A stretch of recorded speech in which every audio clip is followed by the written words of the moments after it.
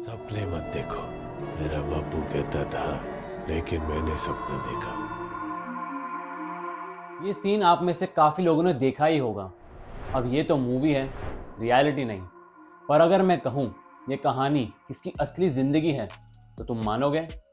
मानता हूँ ये मूवी बेस्ड है धीरूभाई अंबानी की लाइफ पर ऐसे एक और शख्स हैं जिनकी लाइफ स्टोरी भी इस मूवी से काफ़ी मिलती है। उनकी कंपनी जिससे काफ़ी कम लोग ही जानते हैं अपनी इंडस्ट्री के बिगेस्ट प्लेयर हैं, केमिकल इंडस्ट्री, जो कि एक 48 लाख करोड़ रुपए की इंडस्ट्री है। इसमें इन्वॉल्व मेजर कंपनीज अपने रॉ मटेरियल्स इसी कंपनी से सोर्स करते हैं और शायद इस कंपनी के ना होने का असर दुनिया भर के केमिकल इंडस्ट्रीज ही नहीं बल्कि इससे जुड़ी हुई बाकी इंडस्ट्रीज पर भी भारी पड़ सकती है। मैं उस कंपनी के बारे में बात कर रहा हूँ जिसने पिछले 25 सालों में अपने इन्वेस्टर्स को कलेक्टिवली 60,000% के रिटर्न्स दिए हैं। 60,000। ये कंपनी अक्सर इंडिया के टॉप केमिकल मैन्युफैक्चरिंग कंपनीज के लिस्ट में आती है। चंद्रकांत गोगरी का जन्म एक बिजनेस फैमिली में हुआ था। उनके दादाजी रामजी गोगरी मुंबई में फूड ग्रेन्स ट्रेडिंग का बिजनेस चलाते थे। चंद्रकांत जी के पिताजी वल्लभ भाई जी गोगरी ने ना सिर्फ खानदानी बिजनेस संभाले बल्कि एक लॉयर भी बने। उन्होंने अपने बच्चों को अच्छी शिक्षा दी।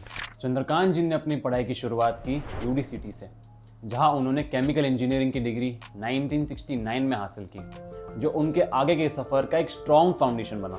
उन्होंने अपने प्रोफेसर से बहुत कुछ सीखा और ये समझा कि इनोवेशन और रिसर्च इस फील्ड में कितना ज़रूरी है। उन्होंने ये भी देखा कि किस तरह से केमिकल्स का इस्तेमाल हर इंडस्ट्री में हो रहा है और केमिकल्स अलग इंडस्ट्री के लिए कितने इंपॉर्टेंट होते हैं। डिग्री के बाद चंद्रकांत जी ने एक यूजुअल ग्रेजुएट की तरह एक जॉब की शुरुआत की, लेकिन उन्हें बाकी लोगों से अलग ये बनाता है कि उनका मोटिव जॉब करके सेटल होना नहीं था बल्कि इंडस्ट्री में अपना एक मार्क छोड़ना था। और ऐसे ही 1975 में उन्होंने अपने दोस्तों परिमल देसाई और शांतिलाल शाह के साथ मिलकर मुंबई डोंबिवली के एक छोटे से रूम में एल्केमी लैब्स शुरू की, जहां उन्होंने एक छोटे से शेड में डाइमेथाइल सल्फेट बनाया। ये उनका पहला कदम था अपने सपने को पूरा करने की तरफ।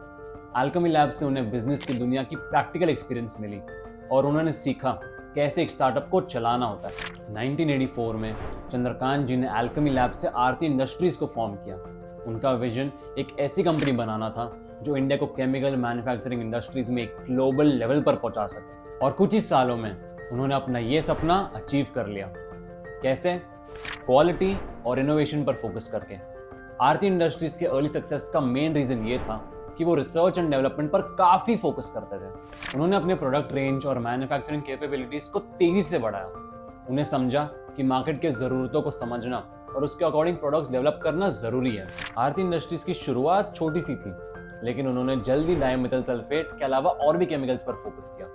उन्होंने देखा कि इंडिया में केमिकल्स की डिमांड बढ़ रही है और उन्होंने इस मौके का फ़ायदा उठाया। चंद्रकांत जी ने अपने दोस्तों और फैमिली के साथ मिलकर एक स्ट्रॉन्ग टीम बनाई जो उनकी विजन को आगे बढ़ाने में मदद कर रही थी। गोगरी ब्रदर्स की जर्नी आसान नहीं थी। लाइसेंस राज के टाइम में कंपनियों को कई रेगुलेटरी चैलेंजेस का सामना करना पड़ा, लेकिन 1990s में इंडियन इकोनॉमी की लिबरलाइजेशन ने उनके लिए नए मौके खोले। 1992 से 1995 के बीच गोगरी ब्रदर्स ने 5 IPOs निकाले, लेकिन इनको उन्होंने 2 लिस्टेड कंपनीज में मर्ज कर दिया, आरती इंडस्ट्रीज और आरती ड्रग्स। ये कंसोलिडेशन उनके लिए एक टर्निंग पॉइंट था। आरती ग्रुप ने अपने ऑपरेशंस को स्ट्रीमलाइन किया, जिससे उन्हें कॉस्ट एफिशिएंसी और बेटर मैनेजमेंट का फायदा हुआ। उन्होंने नए प्रोडक्ट्स लॉन्च किए और अपनी मैन्युफैक्चरिंग प्रोसेसेस को मॉडर्नाइज किया। आज आरती इंडस्ट्रीज इंडिया की सबसे बड़ी बेंजीन बेस्ड डेरिवेटिव्स की प्रोड्यूसर है और दुनिया की सबसे लो कॉस्ट प्रोड्यूसर्स में से एक है। आज आरती ग्रुप सिर्फ एक केमिकल कंपनी नहीं है बल्कि एक ग्लोबल प्लेयर बन चुकी है। स्टैटिस्टा के डेटा के हिसाब से आरती इंडस्ट्रीज करंटली लार्जेस्ट प्लेयर है इंडिया की स्पेशलिटी केमिकल्स इंडस्ट्री में नेट सेल्स की बेसिस पर। आरती इंडस्ट्रीज का नेट सेल्स मार्च 2024 तक 6,500 करोड़ के करीब था। इसका मतलब आरती इंडस्ट्रीज का नेट सेल्स इंडिया के 8th, 9th और 10th लार्जेस्ट कंपनीज के कंबाइंड नेट सेल्स जितना था।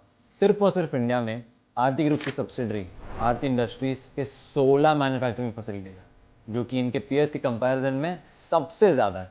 1992 में आरती इंडस्ट्रीज में इन्वेस्ट किए गए 1 लाख 2021 में 10 करोड़ बन जाते हैं।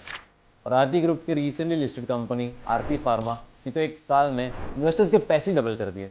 आरती ग्रुप के 4 लिस्टेड कंपनीज में 2 के नेट प्रॉफिट्स 100 CR प्लस हैं। चंद्रकांत गोगरी ने भले ही आरती ग्रुप को as an industrial chemical manufacturing company के रूप में शुरू किया था। और आज वो इंडस्ट्रियल केमिकल्स के साथ फार्मा, सर्फेक्टेंट्स, फार्मास्यूटिकल R&D जैसे इंडस्ट्रीज में भी अपने कंट्रोल एक्सपैंड कर रहे हैं। कंपनी ने दीपक फर्टिलाइजर्स के साथ एक 20 साल का कॉन्ट्रैक्ट साइन किया है, जिससे उन्हें नाइट्रिक एसिड की सप्लाई मिलेगी, जो कि स्पेशलिटी केमिकल्स के लिए क्रिटिकल बिल्डिंग ब्लॉक है। इस कॉन्ट्रैक्ट से उन्हें रॉ मटेरियल प्राइसेस में भी डिस्काउंट मिलेगी, जो उनकी प्रॉफिटेबिलिटी को एनहांस करेगा। 1999 में आरती इंडस्ट्रीज का शेयर प्राइस था ₹1, आज है वो ₹573 पर। अब सोचो, जो इन्वेस्टर्स पेशेंट रहे और 1999 से शेयर को होल्ड, उन्होंने कितने रिटर्न्स कमाए होंगे। इससे अब आपको आइडिया लग ही गया होगा एक लॉन्ग टर्म इन्वेस्टर बनना कितना रिवॉर्डिंग हो सकता है। अगर आप अपने 20s में हो तो आपके 10-20 हज़ार रुपये मौज मस्ती में ही उड़ जाते होंगे, पर एक बार अगर आपने इन्वेस्ट कर दिया, सिर्फ एक दिन के मज़े को तुम कुर्बान कर पाए, तो देखना 10 साल बाद तुम खुद को थैंक यू बोलोगे। अब तुमने लॉन्ग टर्म के लिए इन्वेस्ट करने का डिसीजन ले लिया, अब क्या, कौन सी कंपनी में करना है, कितने कंपनीज में करना चाहिए, कौन सी कंपनी लॉन्ग टर्म में परफॉर्म कर पाएगी। अगर आपके मन में भी ये सारे क्वेश्चंस आ रहे हैं, तो इसी कंफ्यूजन को दूर करने के लिए है ट्रेडबुक। ट्रेडबुक के IPO और स्टॉक रिपोर्ट्स की मदद से आप राइट स्टॉक्स में इन्वेस्ट कर सकते हो राइट पीरियड ऑफ टाइम के लिए। जैसे हर चमकती चीज़ सोना नहीं होती, वैसे ही सारे बढ़ते हुए शेयर्स लॉन्ग टर्म के लिए नहीं होते। ट्रेडबुक आपको इस शेयर बाजार के जंगल में अपना रास्ता ढूंढने में मदद करेगा, जिससे आप सक्सेसफुली अपने डेस्टिनेशन पर पहुंच पाओगे। So that was it for today, guys. Until next time.